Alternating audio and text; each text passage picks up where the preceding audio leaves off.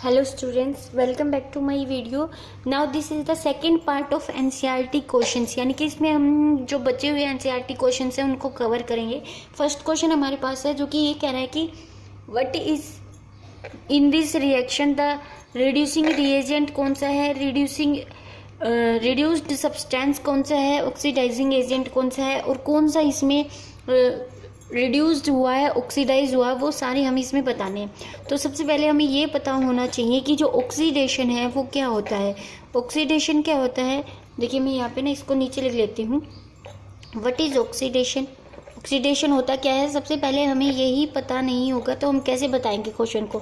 Oxidation is gain of oxygen, gain of oxygen यानी कि जहाँ पे ऑक्सीजन अटैच होगा that will be known as oxidation, और जहाँ पे हाइड्रोजन अटैच होगा उसको बोलेंगे हम रिडक्शन। यानी कि रिडक्शन क्या होगा, रिडक्शन क्या होगा, gain of hydrogen, gain of hydrogen will be reduction, या फिर loss of oxygen will also be known as reduction, या फिर loss of hydrogen will be also known as oxidation. एक बात है, ये समझ में आ गया आपको। अब नेक्स्ट जो है हमें ये पता होना चाहिए कि कैसे जो है उनको हम आइडेंटिफाई करेंगे। जैसे मान लीजिए हमारे पास जो है वो है 2PbO plus carbon, 2PbO plus carbon and 2Pb plus CO2। PbO means lead oxide. PbO का क्या मतलब है, PbO का मतलब है लेड ऑक्साइड। क्या मतलब है PbO का, lead oxide plus carbon plus 2Pb plus CO2। उससे लेड अलग हो गया है, PbO and lead is different. तो अब देखिए यहाँ पे जहाँ पे ऑक्सीजन हट गई है जिससे उसका क्या हुआ है, रिडक्शन हुआ है, लॉस ऑफ ऑक्सीजन। अगर हम ऑक्सीजन की टर्म्स में सिर्फ इनको याद करें तो loss of oxygen is known as reduction, loss of oxygen is known as reduction and gain of oxygen is known as oxidation।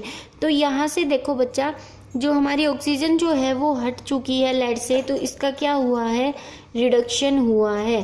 Second number पे हमारे पास है कार्बन। कार्बन के पास ऑक्सीजन जुड़ चुकी है, कार्बन के पास ऑक्सीजन क्या है, जुड़ चुकी है, तो इसका क्या हुआ है, ऑक्सीडेशन।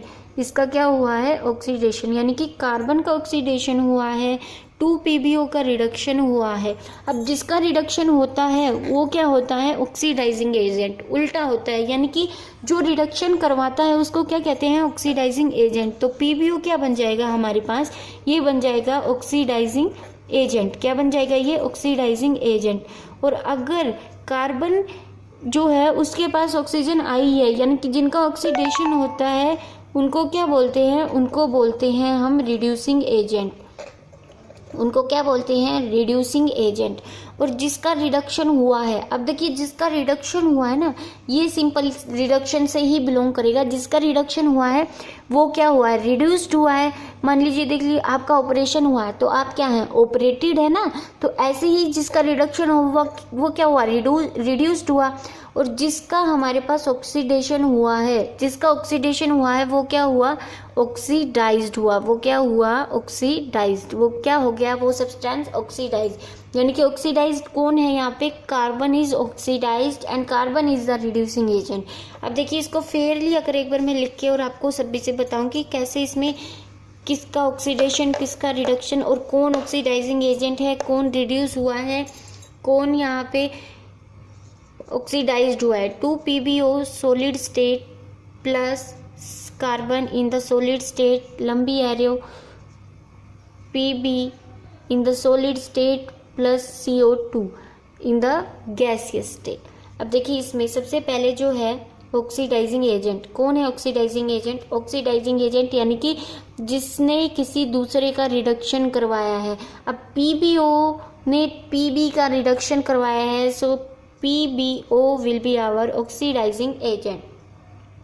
जिसने किसी दूसरे का ऑक्सीडेशन करवाया है वो क्या है, रिड्यूसिंग एजेंट। तो यहाँ पे रिड्यूसिंग एजेंट क्या हो जाएगा, C will be reducing agent, क्योंकि C के साथ आके ऑक्सीजन जुड़ा है और C का क्या हुआ है, यहाँ पे ऑक्सीडेशन हुआ है। तो जिसका ऑक्सीडेशन होता है वो रिड्यूसिंग एजेंट होता है। बार बार मैं आपको बता रही हूँ, ये आपको याद रखना बहुत इंपॉर्टेंट है। नेक्स्ट यहाँ पे रिड्यूस्ड क्या हुआ है, रिड्यूस्ड वो होगा जिसका रिडक्शन हुआ है। और रिडक्शन किसका हुआ है, यहाँ पे PbO का क्या हुआ है, रिडक्शन। रिडक्शन किसका हुआ है, PbO का, एंड कार्बन का क्या हुआ है, ऑक्सीडेशन, कार्बन का क्या हुआ है, ऑक्सीडेशन। तो रिड्यूस्ड क्या हुआ है, PbO, क्योंकि इसी का तो क्या हुआ है, रिडक्शन हुआ है, जिसका रिडक्शन होगा वो क्या होगा, रिड्यूस्ड। और ऑक्सीडाइज्ड, ऑक्सीडाइज्ड कौन हुआ है, ऑक्सीडाइज्ड हुआ है कार्बन, क्योंकि कार्बन का क्या हुआ है, ऑक्सीडेशन हुआ है।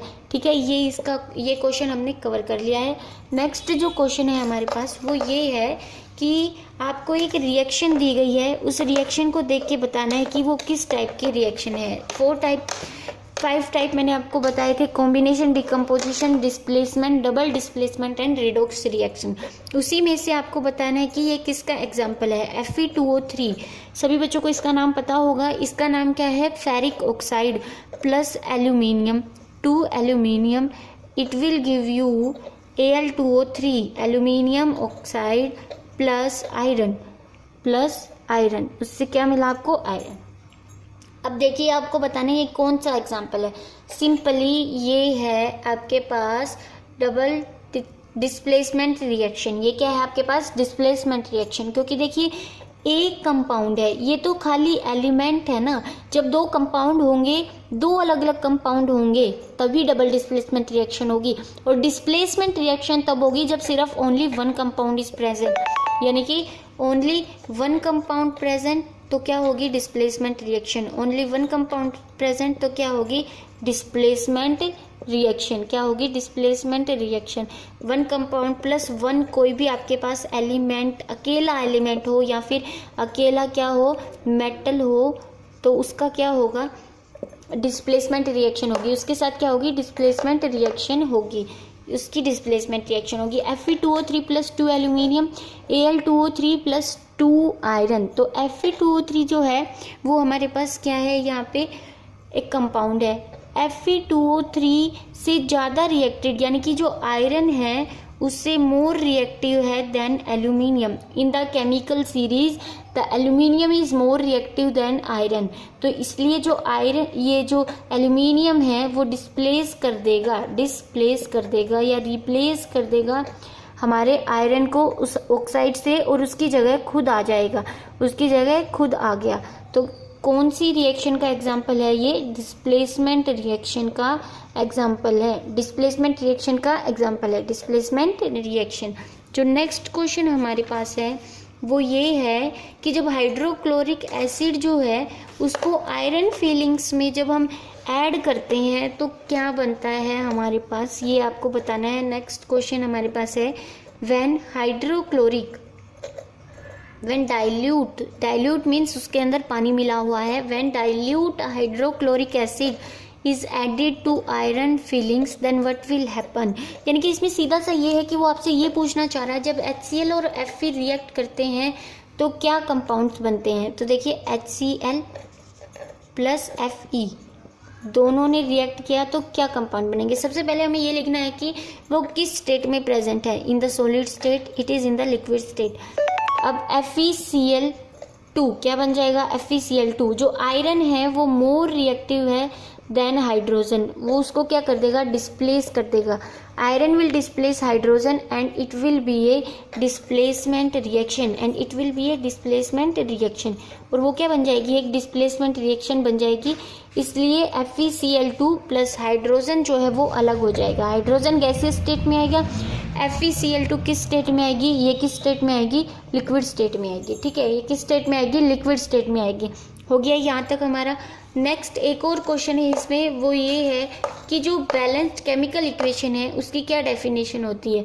बैलेंस्ड केमिकल इक्वेशन के अंदर जो है इक्वल नंबर ऑफ एटम्स होने चाहिए on both the sides, on the reactant and the product side ये आपको इसमें पता होना चाहिए कि क्या आपके पास जो इसकी डेफिनेशन होती है। नेक्स्ट हम पढ़ेंगे आगे इसमें कि क्या क्या एग्जाम्पल, कुछ एग्जाम्पल्स करवाती हूँ मैं आपको।